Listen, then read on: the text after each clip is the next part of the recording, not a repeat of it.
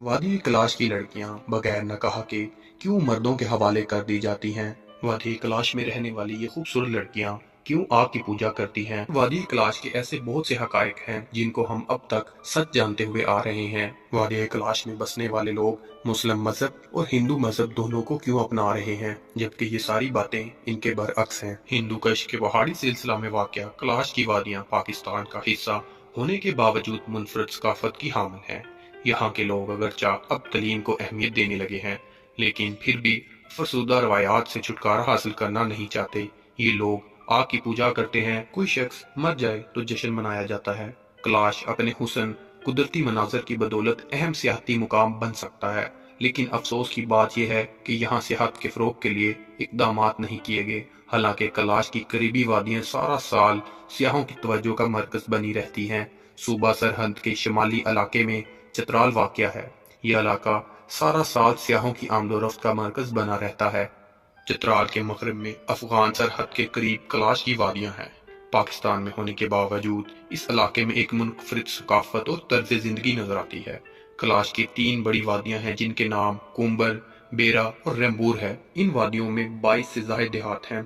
कलाश के लोग काफिर हैं। ये लोग आग की पूजा करते हैं। कलाश के लोगों ने अपने कदीम सकाफत को अपनी जिंदगी का हिस्सा बनाया हुआ है। वक्त गुजरने के बावजूद इन लोगों के रहन सहन में बिल्कुल भी तब्दीली नहीं आई। इनके मलबूसात पर रवायती कुशीदाकारी नजर आती है। ये हर वक्त रंग बिरंगे कपड़ों में नजर आते हैं, जैसे ये किसी दावत में जाने के लिए तैयार हैं, लेकिन दरअसल ये इनकी रोजमर्रा के मलबूसात होते हैं। कलाश के लोग सुर्ख रंग पसंद करते हैं। इनके कपड़े ज्यादातर काले रंग के होते हैं, लेकिन इन पर जो कढ़ाई की जाती है वो शोख रंगों के धागों से की जाती है।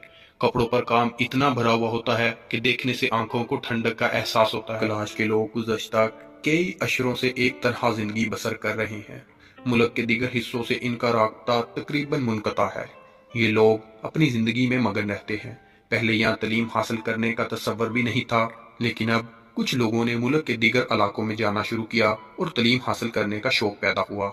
इस इलाके के कुछ लोगों ने तालीम हासिल की है और यहाँ से ताल्लुक़ रखने वाली एक लड़की पायलट भी बन चुकी है, लेकिन फिर भी ये लोग अपनी सकाफत और रस्म रवाज से बहुत ज्यादा मुखलस है और इनकी कोशिश होती है कि सकाफती रवायात में जरा सी तब्दीली ना होने पाए। कलाश में जिन मौक़ों को बेहद जोश व खरोश से मनाया जाता है, इनमें मौसमी त्योहारात, शादी ब्याह और मौत की तकरीबात शामिल हैं। ये त्यौहार इस कदर जोश व खरोश से मनाए जाते हैं कि पाकिस्तान भर से सियाह इनमें शिरकत के लिए आते हैं। शादी की तकरीबात में तो रक्स और गाने होते ही हैं, लेकिन अगर कोई मर जाए तो भी रक्स किया जाता है। जब कोई शख्स वफात पा जाता है तो 3 दिन की तकरीबात शुरू हो जाती हैं। कुछ लोग अपने जिस्म के गिर्द ढोल बांधते हैं और इन्हें बजाना शुरू कर देते हैं और साथ साथ रक्स भी करते हैं। इलाके के दीगर लोग इस रक्स को देखने के लिए जमा हो जाते हैं। ढोल की थाप जिस कदर तेज होती है, रक्स भी उतना ही तेज किया जाता है। इन लोगों का अकीदा है कि जब कोई शख्स मर जाता है तो इसकी रूह एक मुकद्दस झील में चली जाती है। इस झील का नाम बाहुक झील है। इस झील में इन लोगों के आबाओ अजदाद की रूहें भी मौजूद हैं, इसलिए किसी शख्स के मरने पर खुशी का एहसास किया जाता है। मौसमी त्योहारात के मौके पर भी कलाश में कई रोज तकरीबात होती हैं। कलाश के मौसमी त्योहारात मुल्क भर में मशहूर हैं। मौसम बदलने पर यहाँ के लोग रक्स का एहतमाम करते हैं। ये रक्स बड़े बड़े दायरों, कतारों की शक्ल में किया जाता है। एक दायरा खवातीन का होता है और दूसरा मर्दों का। दायरों के दरमियान में एक शख्स ढोल लेकर बैठता है और इसे बजाता है। दायरे में शामिल अफराद एक दूसरे के बाजू थामे ढोल की थाप पर रक्स करते हैं। कभी ये दायरा कतार की शक्ल अख्तियार कर लेता है। रक्स के साथ साथ ये लोग गाने भी गाते हैं। ये रक्स शाम होते ही शुरू हो जाता है और सुबह होने तक जारी रहता है। कलाश की वादियों में सर्दी बहुत ज्यादा होती है। यहाँ के लोग चाय और शराब के शौकीन हैं, ताहम बाहर से आने वाले मेहमानों को शराब पेश नहीं करते।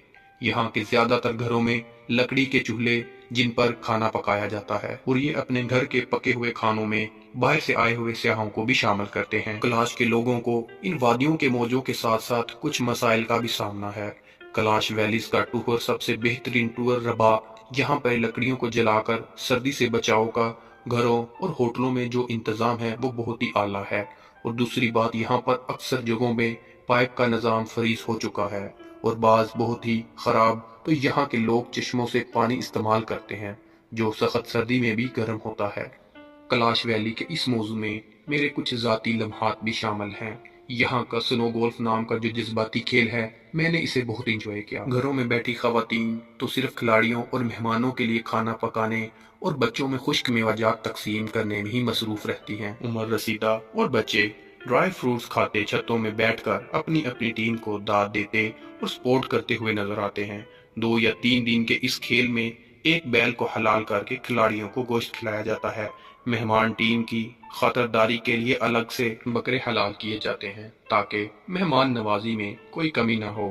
کھیل کے اختتام میں محتشر نام سے رسم منایا جاتا ہے، جس میں ایک شخص کو 24 گھنٹوں کے لیے محتشر یعنی بادشاہ بنایا جاتا ہے۔ تمام گاؤں والوں کو بادشاہ کے کسی بھی حکم کو قبول کرنا پڑے گا۔ ان 24 گھنٹوں میں بادشاہ جو کہتا ہے وہ کرنا پڑتا ہے۔ جو حکم نہیں مانتا اس کو سزا بھی دی جاتی ہے۔ پھر ساری رات دیر تک گاؤں والے موسیقی سے لطف اندوز ہوتے رہتے ہیں۔ اسی طرح بہت محبت، امن اور اپنائیت کے ساتھ تقریبات ہم خیال کا اختتام ہوتا ہے۔ خوبصورت دلکش وادی کلاش کے بارے میں آپ بھی اپنے خیالات ہمارے ساتھ شیئر کر